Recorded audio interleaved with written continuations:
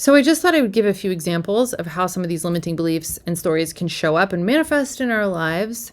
Because of course they can manifest in any and all areas of our life, in career, in creativity, in joy, in money mindset issues. It can show up with imposter syndrome, in our relationships. Did I say that already? Like any and all areas, right? And it can be helpful to have some ideas to reflect on, because oftentimes we don't question these beliefs because we just think that they're true. And this is why they're so harmful, because they're actually not in alignment with our true self, but we haven't questioned them. And so when they show up and manifest as a problem, then we don't know what the root cause of that problem is, but it's usually almost always in a belief. So a really common one that I hear is I'm alone. And while that is really the experience of the person, and it's very painful for them, I've experienced it too, it's the furthest thing from the truth in most cases. And it's harmful because it continues to perpetuate this disconnection that actually keeps us feeling very isolated and alone.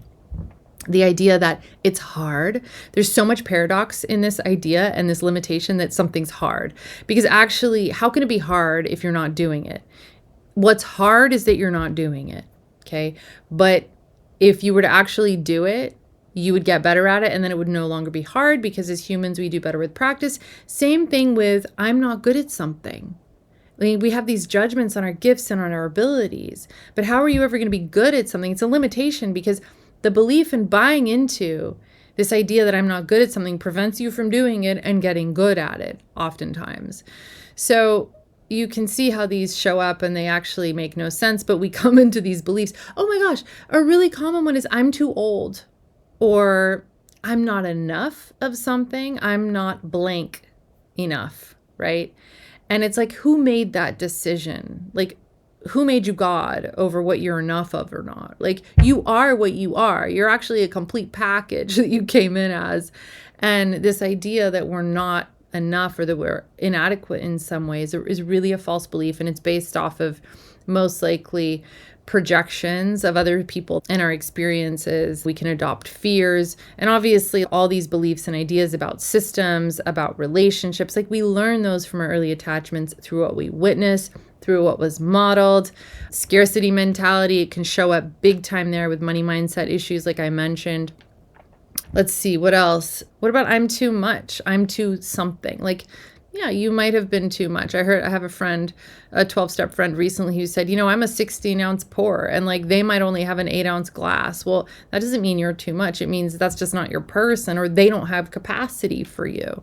And that's okay, And a lot of times we come into these beliefs because our too muchness, our unchanneled gifting oftentimes as a child is not recognized by our caregivers. And so it's suppressed, shut down, and they try to mold it, shape it, repress it, or push it in another direction when really it actually needs to be cultivated and learned how to be channeled so that then it can really serve. Because our gifts are really powerful, and they're designed to be that way. And oftentimes in the beginning, before we've learned how to harness, use them, and channel them, like they show up as too much. It's really common. Like with kids, for example, when they show up and they're really too much of whatever it is, too loud, they talk too much, they're super emotional, whatever it is, parents don't know what to do with it.